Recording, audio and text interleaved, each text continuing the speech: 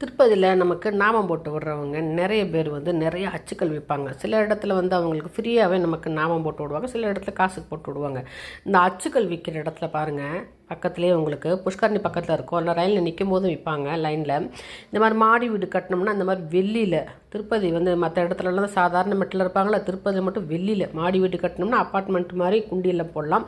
அதுக்கப்புறம் நிலம் வாங்கினவங்க வீடு கட்டினோம்னா அதுக்கு இந்த மாதிரி வந்து உண்டியலில் போடலாம். அதுக்கப்புறம் கல்யாணம் ஆயிடுச்சு எதுக்கு வேண்டிக்கிட்டாலும் உங்களுக்கு இந்த மாதிரி உங்களுக்கு தாலி பொட்டோடையே உங்களுக்கு உண்டியலில் போடலாம். இது வந்து குழந்தை பிறக்கிறதுக்கு இதெல்லாம் வெள்ளியிலே விற்கிறாங்க.